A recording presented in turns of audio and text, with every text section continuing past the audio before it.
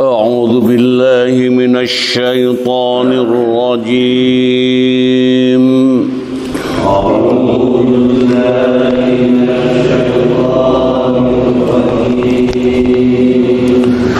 بسم الله الرحمن الرحيم بسم الله الرحمن الرحيم يا أيها الرسول لا يحزنك الذين يسارعون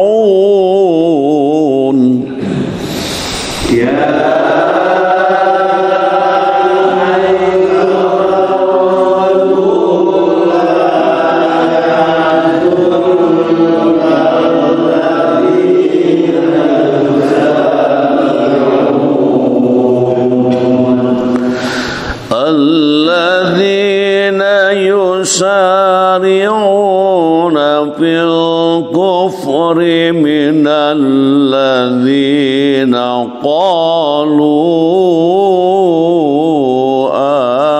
آمنا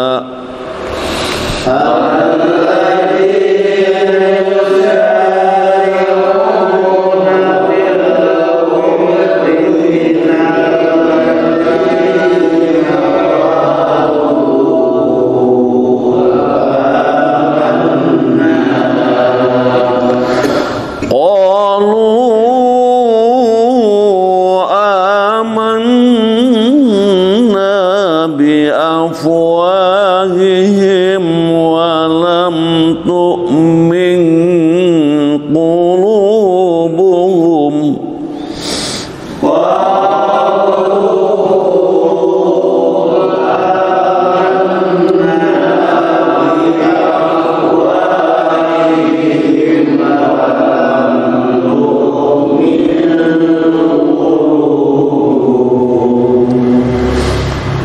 ومن الذين هادوا سماعون للكذب سماعون لقوم آخرين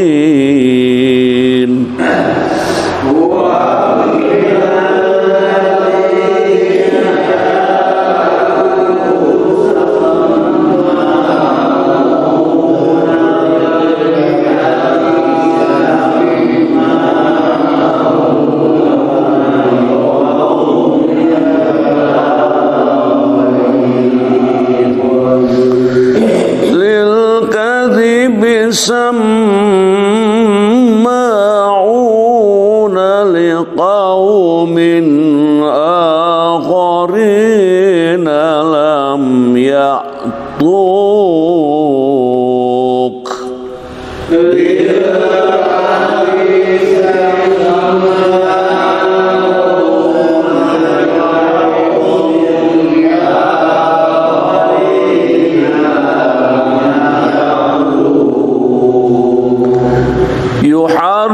يحرفون الكلم من بعد مواضعه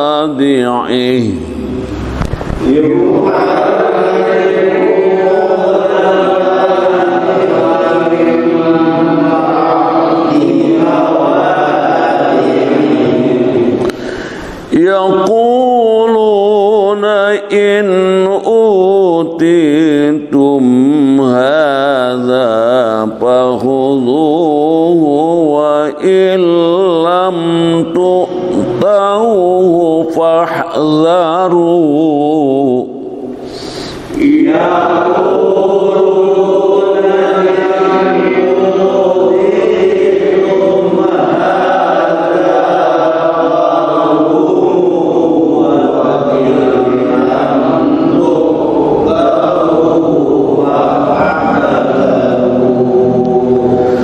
ومن يرد الله فتنته tamlika lahu minallahi syai'a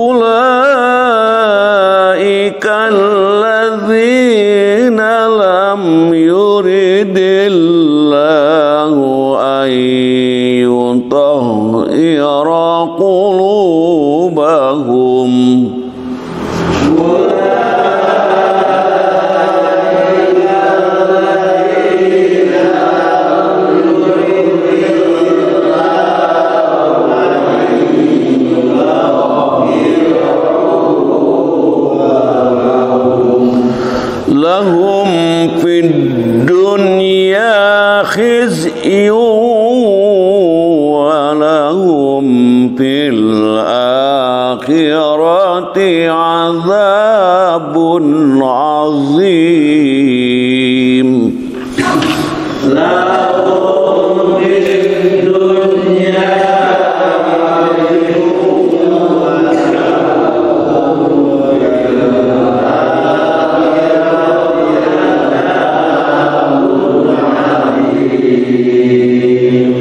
Sadaqallahul azim.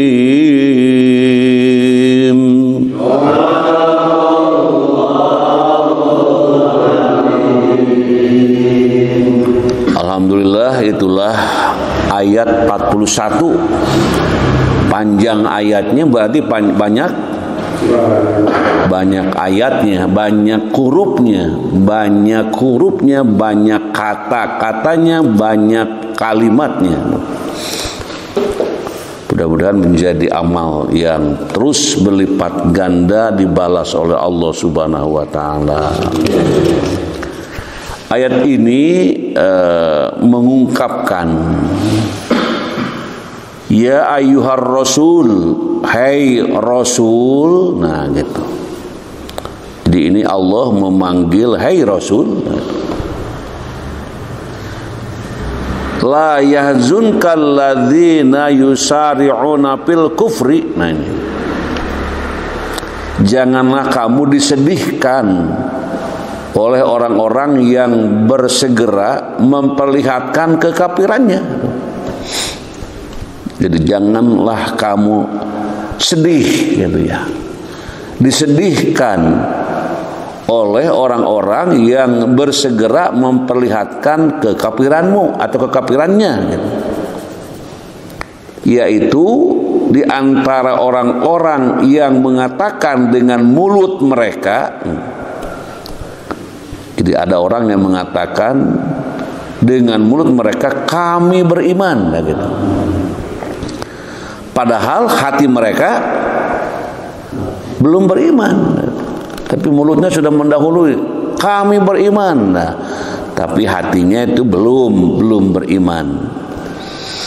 Dan di antara orang-orang Yahudi ada orang-orang yang amat suka mendengarkan berita-berita bohong dan amat suka mendengarkan perkataan-perkataan orang lain yang belum pernah datang kepadamu. Mereka merubah perkataan-perkataan Taurat dari tempat-tempatnya. Mereka mengatakan jika ini perkataan yang sudah dirubah diberikan kepadamu, maka ambillah. Dan jika tidak diberikannya, maka hati-hatilah kamu. Dan barang siapa yang Allah menghendaki kesesatannya, niscaya kamu tidak akan mampu menolak sesuatu pun yang datang dari Allah. Tuh. Mereka itulah orang-orang yang Allah tidak hendak membersihkan hati mereka gitu. Bagi mereka lah kehinaan di dunia dan bagi mereka lah siksaan yang besar di hari akhir nanti atau di akhirat yang akan datang. Jadi itulah ayat yang kita baca. Jadi ayat-ayat yang mulia ini, ya yang banyak ini, tapi yang dibaca baru 41. Ayat-ayat yang mulia ini ya diturunkan berkenaan dengan orang-orang yang bergegas kepada kekafirannya gitu. Jadi kekafirannya itu artinya menolak, menutup dirinya gitu, untuk menerima kebenaran gitu. Jadi mereka bergegas kepada kekafiran yang keluar dari jalan ketaatan kepada Allah dan Rasulnya gitu. Jadi yang dikatakan mereka bergegas kepada kekafiran, yaitu mereka keluar dari jalan ketaatan kepada Allah dan Rasulnya. Untuk apa saya sholat gitu misalnya, untuk apa saya beribadah, nah, jadi melawan gitu ya. Nah yang melawan seperti itu melawan ketaatan ya, atau juga mereka keluar dari jalan ketaatan kepada Allah dan Rasulnya, dan yang mendahulukan pandangan dan selera mereka atas aneka syariat Allah Azza wa Jalla, yaitu dari kalangan orang-orang yang mengatakan dengan mulut mereka, nah ini, kami telah beriman, padahal hati mereka belum beriman. Jadi memang iman itu di dalam hati, bukan di mulut gitu. Artinya hati yang menguatkan, mulut yang mengucapkan, anggota badan yang mewujudkan. Nah gitu. Kalau berbicara iman, tidak hanya mulut saja saya beriman, hatinya tidak beriman. Nah, seperti dalam ayat ini, Rasul SAW diingatkan oleh Allah gitu. Wahai Rasul, janganlah kamu merasa sedih kalau ada orang yang bersegera mereka untuk meninggalkan ketaatan, bersegera mereka untuk melawan Allah. Jangan bersedih hati gitu. Biar aja, itu kan urusan mereka. Nah, bahasa mudahnya begitu gitu. Karena sebagai manusia mungkin ya Rasulullah SAW itu merasakan bagaimana pedihnya siksa nanti akan diterima oleh orang itu. Nah, Rasul itu merasa berat gitu, melihat umatnya yang selalu menolak, menantang, bahkan mereka bergegas untuk menuju kekafiran gitu. Tapi Allah mengingatkan, tidak usah bersedih gitu. Yang penting Anda lakukan dakwah, sampaikan pesan-pesan Allah. Nah gitu ya. Kenapa? Karena di saat itu banyak orang yang mengatakan saya beriman, padahal imannya belum sampai di hati, baru di mulut saja gitu. Artinya baru iman di otak lah, iman di otak. Saya beriman, sholat ente gitu, ibadah enggak, kagak gitu, tapi KTP-nya Islam. KTP-nya Islam, ya mungkin ya begitulah, ada seperti itu gitu. Kami telah beriman, padahal hati mereka belum beriman tuh.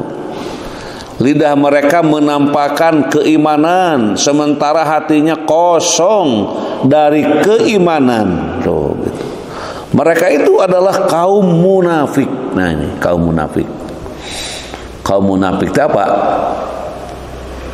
Kaum munafik, kaum yang mulutnya mengatakan beriman, hatinya tidak gitu. Mulutnya mah iya apa gitu, tapi hatinya itu tidak menerimanya. Nah ini orang munafik itu gitu. Jadi bahasa lain nama beungeut yang hareup hate munkir, nah gitu. Ada yang begitu gitu. Itu teh siapa? Ya orang-orang yang mulutnya mengatakan iman tapi hatinya tidak beriman, seperti diungkapkan dalam ayat yang kita baca ini. Siapa itu? Mereka itulah kaum munafik. Dan dari kalangan orang Yahudi yang merupakan musuh Islam dan pemeluknya itu kedua golongan ini ya menyukai kebohongan tuh gitu. Siapa yang menyukai kebohongan itu? Orang munafik dan orang Yahudi. Nah, sebutkan di sini. Kedua golongan ini menyukai kebohongan, ngabohong mah gitu kemana-mana teh. Yaitu meresponnya dan sangat gemar mendengarkan perkataan-perkataan orang lain yang belum pernah datang kepadamu, yakni merespon kaum-kaum lainnya yang belum pernah datang ke majelis Rasulullah Shallallahu Alaihi Wasallam. Dia belum datang ke majelis Rasul. Maksudnya majelis Rasul tempat Rasul berdakwah, tempat Rasul menyampaikan ajaran, belum datang, belum pernah datang. Tapi menyebutnya aku beriman gitu. Tapi tadi imannya hanya di mulut. Kenapa di mulut? Karena dia orang munafik. Dalam ayat lain dikatakan innal munafiqina fid darkil asfali minan nar. Sesungguhnya orang munafik itu tempatnya di mana? Min asfali minan nar, min asfali di keraknya neraka. Ya bagi orang-orang yang beriman ngeri mendengarkannya gitu. Tapi bagi orang-orang yang munafik cuek gitu. Cuek ya. Nah, makanya kita mudah-mudahan terus kita beriman kepada Allah Subhanahu wa taala. Nah, begitu. Jadi mereka belum datang ke majlis-majlis, ke tempat-tempat Rasul menyampaikan dakwah. Ada pula orang yang menafsirkan penggalan ini dengan mereka mendengarkan pembicaraan dengan penuh perhatian, namun melarang orang lain yang tidak hadir ke majlismu untuk mendengarkannya. Begitu ada gitu kan. Jadi ada pula orang yang menafsirkan penggalan ayat ini dengan mereka mendengarkan pembicaraan dengan penuh perhatian gitu. Namun melarang orang lain yang tidak hadir ke majlismu untuk mendengarkannya. Ke era-era mana datang ke majlis ta'lim, can dia pernah datang, ulah terus datang, nah gitu, dihalangi. Mereka adalah musuh-musuh Islam, tuh, musuh-musuh Islam. Mereka mengubah perkataan dari aneka pemakaiannya, yakni mereka menakwilkannya bukan menurut penakwilan yang seharusnya, menggantinya setelah mereka memahaminya sedang mereka mengetahui. Nah itu. Jadi mereka itu melakukannya dengan ya namanya juga melanggar gitu. Mereka berkata, jika ini diberikan kepadamu maka terimalah, dan jika kamu diberi yang bukan ini maka hati-hatilah. Ayat ini diturunkan berkenaan dengan dua orang Yahudi yang berzina. Di ayat ini diturunkan berkenaan dengan dua orang Yahudi yang berzina. Mereka telah mengganti kitabullah yang ada pada mereka yang memuat perintah merajam pezina muhson, lalu mereka mengubah perintah itu dan memberlakukan hukuman cambuk 100 kali, menjemur pelaku dan menaikkannya di atas keledai sambil membelakang. Nah itu perubahan-perubahannya gitu. Mereka itu membuat hukum serangan gitu. Kenapa? Karena mungkin mereka selalu melakukan hal itu gitu. Kalau bahas sekarang mah mencari alasan gitu supaya tidak terkena hukuman, cari alasan. Bagaimana cara mengorbankan orang lain supaya aku selamat, mungkin begitu gitu. Jadi dalam urusan perzinahan nih, hukumnya kan jelas gitu ya. Hukumnya jelas. Jadi mereka ya mereka mengubah perintah.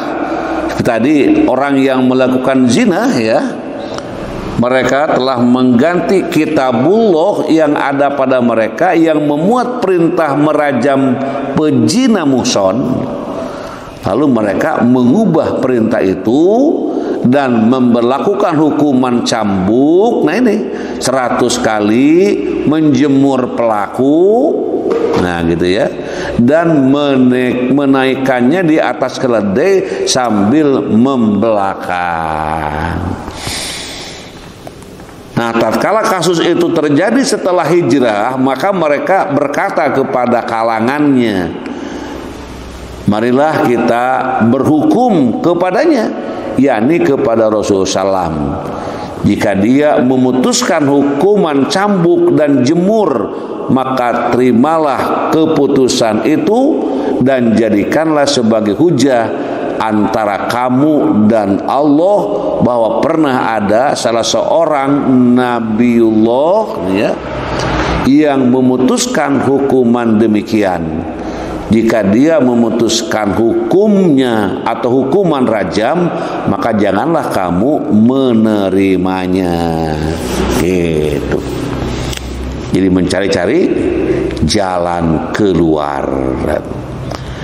Ada pula sejumlah hadis yang berkaitan dengan hal ini.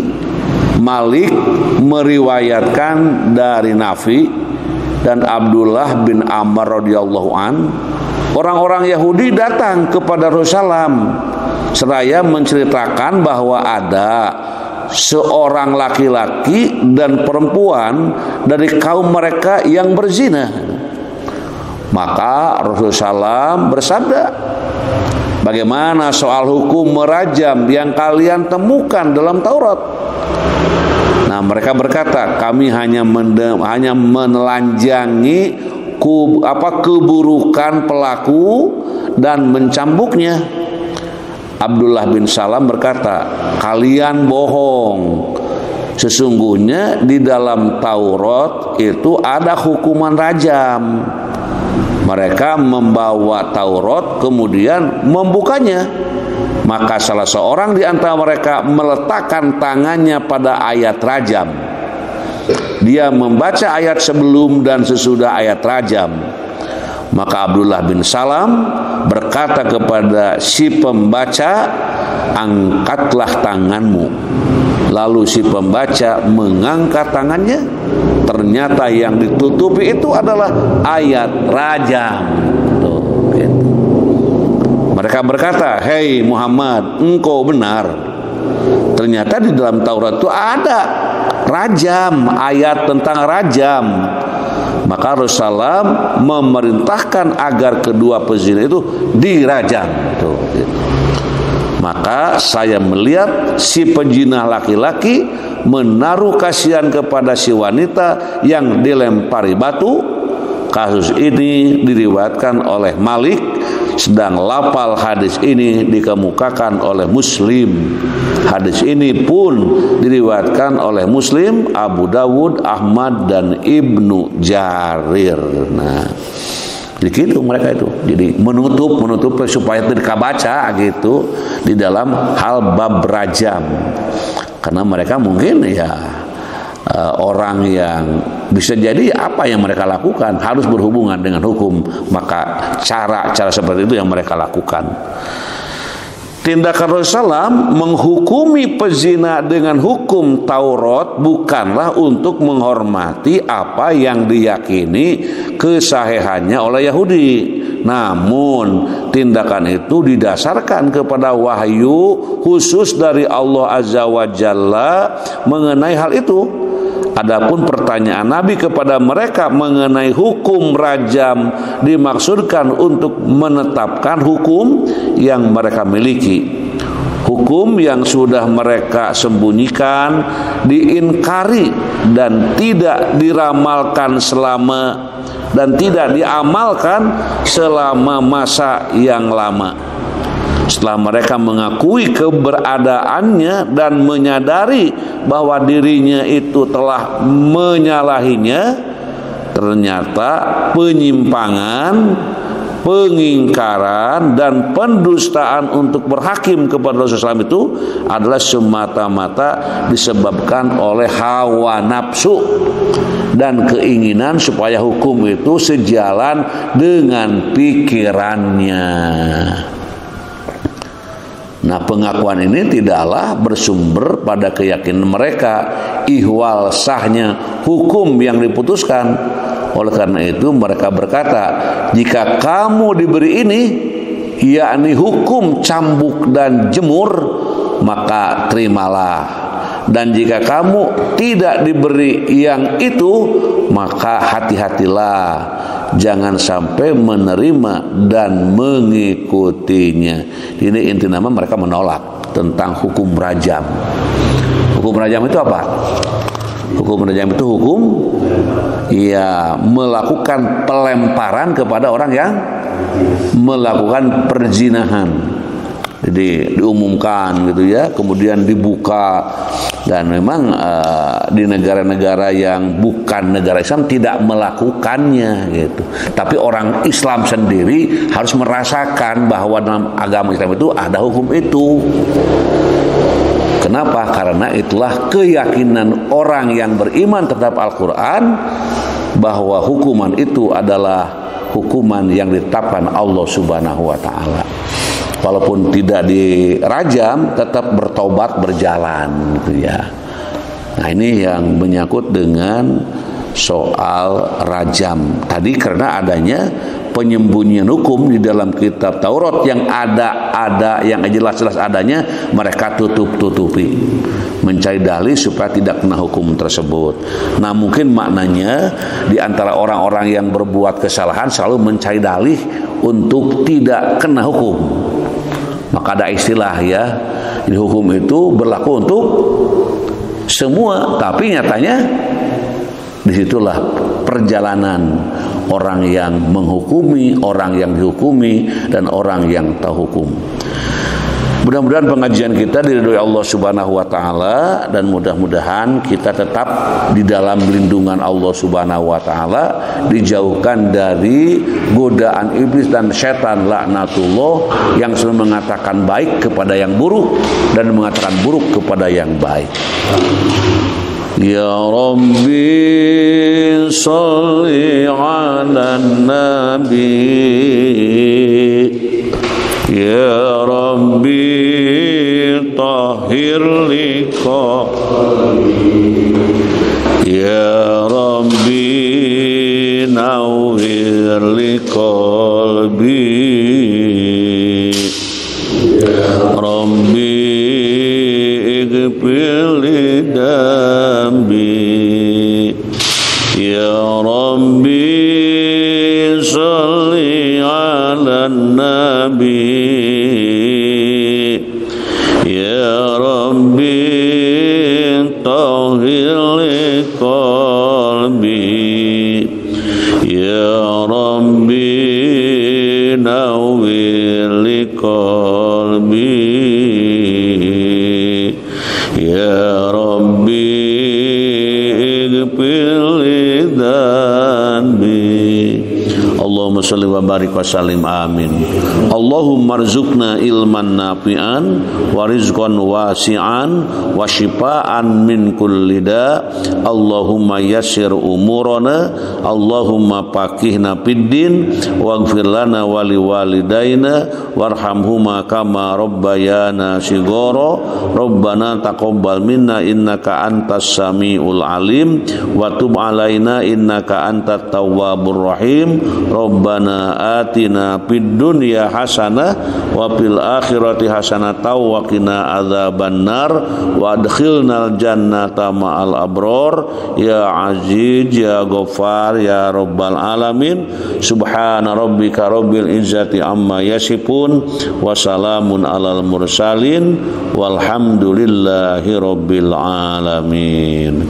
Subhanakallahumma wa bihamdika asyhadu an la ilaha illa anta astaghfiruka wa atubu ilaihi. Wassalamualaikum warahmatullahi wabarakatuh.